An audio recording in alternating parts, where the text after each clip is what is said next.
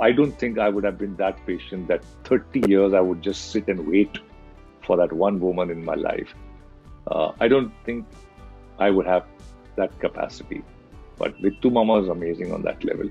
The world has shrunk because of the internet. There is the sharing of hate also, and there is a sharing of love also. Sarojji was extremely flexible. She used to say, "Abhi tu dikha tere ko kya karne ka hai." Naved at some point felt that he was under two shadows. He was under the shadow of my father and then under my shadow. And Naved felt that he needs to get out and be something on his own. Boogie Woogie had mothers, had children, had couples, had groups, had everything. इसकी जो हम कहते हैं ना कदर नहीं हुई जो होनी चाहिए थी. So today we have with us the incredibly gifted and talented Mr. Jaaved Jaaferi. So first of all, thank you so much, sir, for joining us. Thank you. Yeah. So I want to start by asking you that you are now gearing up for season 2 of Never Kiss Your Best Friend.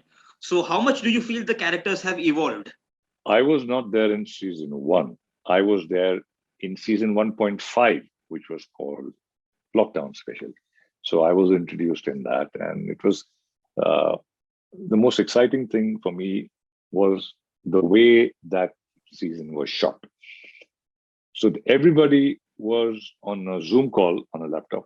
So we had the director, the producer, the cinematographer, the actors, and we were all on Zoom, and we rehearsed the scene.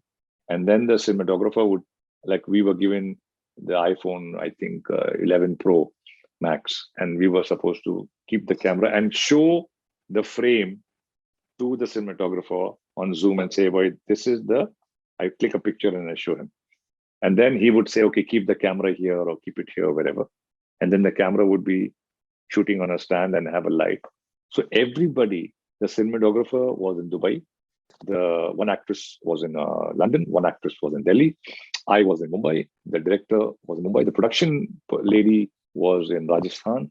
So it was this amazing people coming together on the internet and making a whole web series on the internet. So I think that was amazing. And then this character evolved, Bittu Mama, and they decided to take his story forward into the next season. He's a total romantic. He's the old school romance where 30 years he's been waiting for this love, and he's not loved anybody else. And whereby opposite you have the niece, who's Tani, who's the lead character, and she's confused in the relationship. She doesn't know where to go, and there's a whole switch. And this guy is not confused. He's constant. He knows this is a lady I love, and now I'm still waiting at some point, maybe कि उम्मीद पर दुनिया कायम है वाला उसका ये है, and but कायम तो चूरन भी है तो है. So he's waiting for his love life, and it happens, and वो मिल जाती है, and now he goes to London. तो ये इस part में अब ये उसको मिलता है, और obviously she's married, she has a child, now husband dead, तो एक वाला तो ये the way both एक youngsters की जिंदगी आजकल के 20 somethings और उनकी life और उनके careers और उनकी relationships, वो एक तरफ है, और एक तरफ ये अप्रोच है बिट्टू मामा और उसका लव की तरफ approach. So it's nicely balanced out, and I think it's a really cool. मेरे लिए भी it was quite a new kind of character. I've not played this kind of a character before. Are Bittu and Jaaved Jaaferi similar in any which way? Well, certain value systems are similar of Bittu Mama and Javed, but I don't think I would have been that patient that 30 years I would just sit and wait for that one woman in my life. I don't think I would have that capacity. But Bittu Mama is amazing on that level. But yeah, like I said, certain value systems are constant, and that I would identify with Bittu Mama. The love for family, loyalty. You have worked with the veterans and you are also working with newcomers. How much do you feel the process of acting, the process of filmmaking has changed or evolved in these last decades? Everything evolves in life. Everything. The entire world evolves. I think, yeah, because like I said, when my father was there was only cinema. I was there when I started, there was only cinema. And now my son and this generation has cinema, television, and the internet. And that has changed the equation entirely, and the content has evolved attention spans have become much shorter and smaller. People don't have the patience. The Gen Z, especially, because Gen Z grew up since the day they were born, they had a mobile in front of them. The millennials were still okay, but the Gen Z got addicted. And so it's a totally, so the attention span is very short. And so you have to cope with that. But because the world has shrunk because of the internet, I think people are evolving much faster, learning from each other, adapting. So I think that's good. The sharing of knowledge, the sharing of art, the sharing of everything. Yeah, there is the sharing of hate also, and there is a sharing of love also, and compassion also, and hope. So everything can be shared. So there's the positive and the negative. It's a very interesting but also scary times in a way. Talking of completion of 37 years, I wanted to ask you, how did you land up in the role of Mary Jung? Because it was a very good and a very nicely written character. You played the villain. I didn't know where I was heading. I was in, I think, my final year of college. And I had become a very popular in dance. I mean, people had started appreciating, and I was dancing, and obviously Bombay city and a few people outside Bombay had also heard of me. Because there was no other medium, there was just film, there was no television then.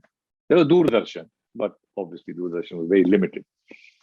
So I had won the All India Dance Championship. And there was a friend of mine, and she said, Mr. Subhash Ghai is looking for a new boy for his film, and he wants somebody who can dance well. And I was like, yaar, theek hai, to main kya karun, yaar? I was not exactly interested. I didn't know where I was heading. So she said, so she took my video. There was a VHS, VHS. So she took the VHS tape, and she gave it. And then I got a call after a few days from Mr. Guy's office and said, Mr. Guy would like to meet you. I said, okay, fair enough. So he said, boss, I'm making a movie. So he's the bad guy, but he's a very cool bad guy. He's fashionable, he's smart, he's decent looking. He's not the typical indie film villain. He dances very well, and he can. I said, okay, sir, can you just give me a day? I'll reply. So for a moment, he was taken back, and then he said, okay, ask your father, take his opinion, see what he said. I asked my father, and my father said, the whole team, badi achhi hai. You got the best of people with you. You got Subhash Ghai Saab, who was right up there, in the top level. NNCP Saab, the producer, was top level producer. Then it was Jaaved Saab, who had written it, was a top level writer. There was Nutanji, there was Amrish Puri Saab, and there was Anil Kapoor. So my father had worked with Anil in I think one film, yeah. And he spoke very highly of him. He said, no, he's a very good actor. He's a young boy, and he's very good in what he does. And I think it's a good team to be with. That's all he said. He said, it's a good team to be with, so work with good people. I came on. You are one of the pioneers of introducing breakdance in India. I was the first one. Yeah, yes, the first. So did you ever think of becoming a choreographer at that point of time? No, I didn't think of it, but whatever I used to do, I used to incorporate a bit of my, like I didn't want to tread on the toes of the choreographers. So if the choreographers were open to it, and I used to put my suggestions and can we do it like this? Can we do something? And I was lucky that I worked with a lot of people who, like Saroji and all. Saroji was extremely flexible. She used to say, Abhi tu dikha tere ko kya karne ka hai. And then I used to do something and she said, okay, ye rakhte hain, ye rakhte hain, ye rakhte hain.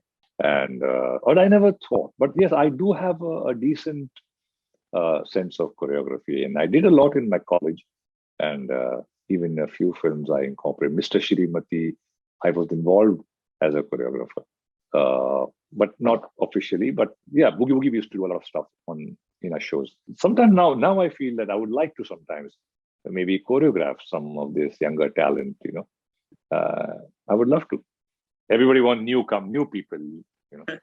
You also gave India its first dance reality show, Boogie Woogie. So, could you tell us how was that show conceptualized? Well, that technically speaking, it's Naved's idea, my brother. And because Naved and me, we grew up together. We went to the same parties. We were in the same college. We listened to the same music, kind of. So, I mean, I was obviously, I'm 2 years elder to Naved. So I started it. And then Naved obviously used to latch on to that and catch on to that and, come in along with me. When I started my career, he used to help me whenever I used to dance or choreograph. He used to come and have a look, and then we started a small advertising production. But Navid at some point felt that he was under two shadows. He was under the shadow of my father and then under my shadow. And Navid felt that he needs to get out and be something on his own. So he got together with Ravi Behel, who was his childhood friend, school friend. And he told me that I want to start a production. I want to produce a show, a dancing show. I said, okay. He said, what do you want me to do? Because that time I was very popular. I had already come into Channel V and I was one of the most popular hosts. So I said, why don't you, should I host it? No, he said, I want to host it and you judge it. You be the permanent judge. And I said, okay. But Boogie was his idea. The name Boogie Woogie was his. He came up with that. The Boo thing he came up with. But I used to, involve myself in the creatives. So it was first of its kind in the world, not India. There was no America's Got Talent. There was no So You Think You Can Dance. There was nothing. This was the first show of its kind in the world, which was a dance reality. They had dance contests, but they were different. Like they had Dance Fever on America, which was in a discotheque, one couple dancing.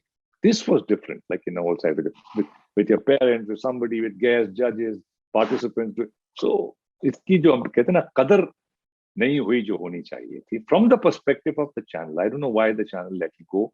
Personally, doesn't make sense. 17 years एक show चल रहा है, इतनी huge audience, see, not just India, internationally, all the Indians all over the world they do this show. I mean, today if you look at shows like Johnny Carson, Jay Leno, all these people, 25 saal, 50, 30 saal tak they keep doing those shows. So I don't, there are others, so many other shows which are hosted and they keep the constant because if the host has a connect of so many years, then there's a whole generation.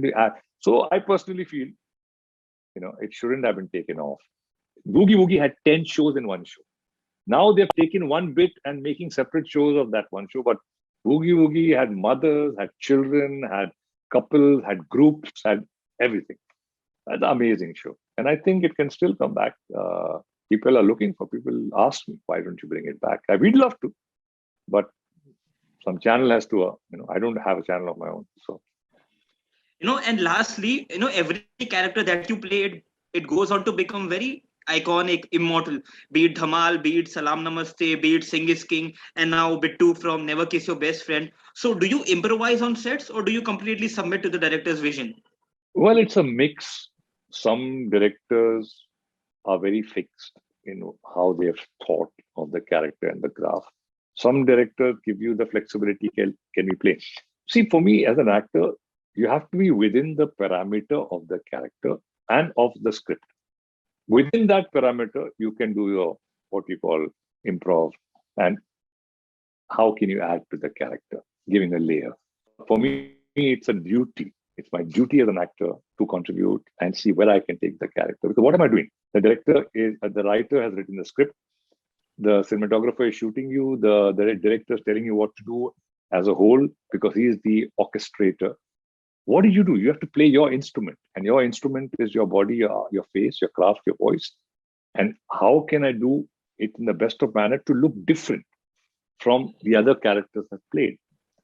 That is my duty, my job.